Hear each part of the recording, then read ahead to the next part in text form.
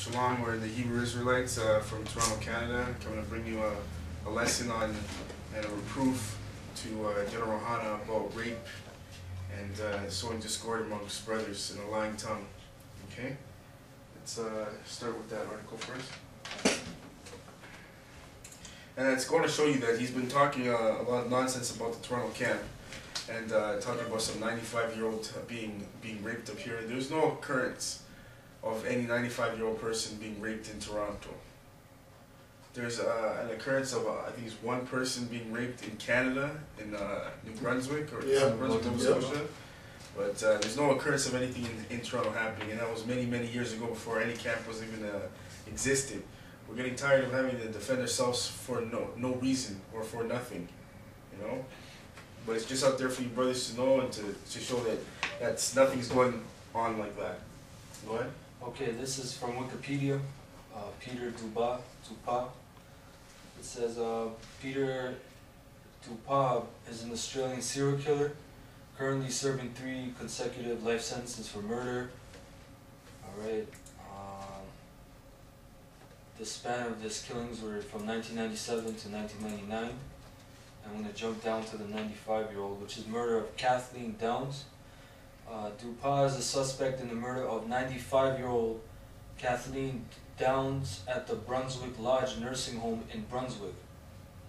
Downs was stabbed to death at 6:30 on December 31st, 1997, a month after Halvage's murder. Yeah, that was it basically. Doesn't say anything else on there. And Brunswick is New Brunswick. Eastern Canada. Okay.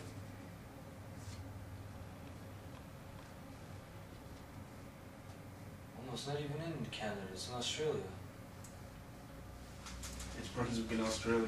Yeah. It's like Oh, it's Brunswick in Australia? We thought it was in New Brunswick, Canada. Brunswick, Canada. Brunswick is a suburb in Melbourne, Australia. Oh, Slovakia. So that means there is no occurrence. There is no occurrence. Of anybody raping Canada, yeah. anyone in Canada. Oh. There is no occurrence of it happening. I thought they said New Brunswick. New Brunswick, yeah. Okay, so once again, we stand corrected. There is no occurrence of anybody raping a 95-year-old in Canada. Yeah. That's a big case. That would be heard all over the news. Yeah. So that guy who was from the States, obviously lying about, he knows the person, he was there. Basically, he's saying he was standing guard or some kind of crap like that. He knows the person directly who did it. I'd like you to come forward. That fucking bitch that's behind there talking about it happened in my area. Why don't you come forward? Because you know that in Canada, if you're a sex offender, you cannot drop those kind of charges. You cannot hide them. They have to be put out in the public to save the public, or else the people have a lawsuit against the government. Yep, exactly. You people are stupid, man. Stupid. Keep bringing false accusations, man. Yep. Now let's go to the next occurrence that we found of the 95-year-old woman. okay, jury finds man guilty in attempted rape of 95-year-old woman. Alright. A jury of 9 women and 3 men found Brian Anthony Rivas, a 42-year-old ex-convict, guilty on Friday of the attempted rape, robbing and beating of a 95-year-old woman in her historic district home last April. That was it. This is from, where is it from, North Carolina? He's from North Carolina. Yeah, right there it says, what's the county? Hanover or something? Hanover County, right there. Right, New Hanover County Superior Court. Yeah, which is North Carolina, and that's why I wanted the brother to bring it out, because I was the one that actually called into your show, and I actually thought this was from Toronto, because I searched rapes in Toronto, Canada, and this is what came up. But I actually never knew it was in North Carolina, you know. So that's another cut. Yeah, that's another cut. Because I actually, and correction, it was a cut and correction on my behalf. So there was nothing in Canada's history of a 95-year-old woman being raped. You know, so, yeah. Okay. Alright. Deuteronomy 22. Okay. Now, Gehenna, he's saying that in Deuteronomy 22, right? You know which one? Deuteronomy 22. And, which one is it? 28? Is it 28? Yeah, I got it. Okay. It's Deuteronomy 22, verse 28. If a man find a damsel that is a virgin, which is not betrothed, and lay hold on her. Yeah, so Gehenna's saying that lay hold means to seduce a woman. He actually said that in one of his videos. And I forgot to read. I did not get a chance to read. In that same scripture in Deuteronomy, what was it? 22, 28? Something like that. In that scripture in Deuteronomy where it say lay hold on it, you can translate that into the Hebrew. And in the Hebrew it say the word means to seduce. Get that for me. You know where it's at? Y'all tell them where it's at. I got the eastward, you on point, Hebrew. You keeps me right with this thing here. Boy, you keeps me right with this thing here. Where you at? Tell them where you at. You in what? Deuteronomy. Y'all bear with me. I'm switching gears for a second. What chapter? 28th chapter? 22nd chapter? Alright, everybody get Deuteronomy, the 22nd chapter. And the 28th verse. Alright, this is the scripture we brought out last week. I want to hit back on it just for a second. And I'm getting back on what I'm on. Talking about these parasites. Alright, 22, 28. Read that loud. Deuteronomy chapter 28, verse 22. The Most High shall smite thee with a consumption. No. Deuteronomy 22 and 28. My bad. I think I confused you. Deuteronomy chapter 22, verse 28. That's right. If a man find a damsel that is a virgin, which is not betrothed, and lay hold on her. Stop right there. Where it say lay hold on her, in the Strong's Hebrew Bible, he gives you the code. H8610. Everybody can look this up. H8610 is the Strong's Hebrew translation of the word. And if you look it up, the proper pronunciation of it is thapas. Thapash is the proper translation of the word thapash. What does the word mean? It is a primitive root meaning to manipulate. So when they say to lay hold on that woman, it means to manipulate her, to seduce her. That is seize. Chiefly to capture or wield, specifically to overlay. Meaning you overtake her, you overlay her, you put your authority over her. Not you force her and rape her, you dirty stinking bastards that use the Bible for your own sake. When the Hebrew word say to manipulate her. When it means in that scripture to lay with her, it means that you seduce that woman. And lay with her, then you make her your wife. In Old English, they use the word lay hold for several types of meanings. To force a woman can sometimes be lay hold. But in Deuteronomy 22:28, the translation of the word is thapash, which means to manipulate. I ain't even gonna add no more. I ain't got to say no more. And he said that it means to seduce a woman, to deceive her. In Esau's law, that's considered rape. That's right. And we're gonna bring it out. Okay. So your own general, he's condoning rape, whether he knows it or not.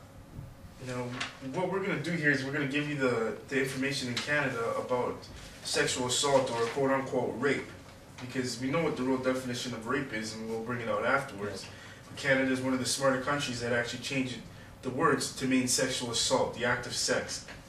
So in Canada, it's considered sexual assault is defined as sexual contact with another person without that other person's consent. Consent is defined in section 273.1, okay, subsection 1. Now we're going to go through these subsections to show you what consent is, right? Now consent, brother, can you read this one, please? Yep. I have it here too. You want to read it? Don't matter. Okay, go ahead. Doesn't matter. Subsection 1. As the voluntary agreement of the complainant to engage in the sexual activity in question. It says consent. The absence of consent defines the crime of sexual assault. Section 273.1, subsection 1, defines consent. Section 273.1, subsection 2, outlines certain circumstances where no consent is obtained, while section 273.1, subsection 3, states that subsection 2 does not limit the circumstances where no consent is obtained. No consent to sexual assault is also subject to section 265, subsection 3, which also outlines several situations where the act is deemed non-consensual. In 2011, the Supreme Court of Canada in R versus JA interpreted the provisions below to find that a person must have an active mind during the sexual activity in order to consent, and that they cannot give consent in advance. Okay, let's explain some of the stuff that we just heard right there. So in this section, they're talking about the fact that they're going to define what consent is in the first subsection. The second subsection, they're going to define what non-consent is, and then in the third section, it's going to state what does not limit to certain circumstances what consent is. We'll get to that and show you what exactly that means. Now, when we drop down to where it says an active mind during the sexual activity in order to consent, and that they cannot give consent in advance, or Yep. That's what it's okay. Yep. Can we get the actus reus? Yeah, actus reus. Okay. This is actus reus.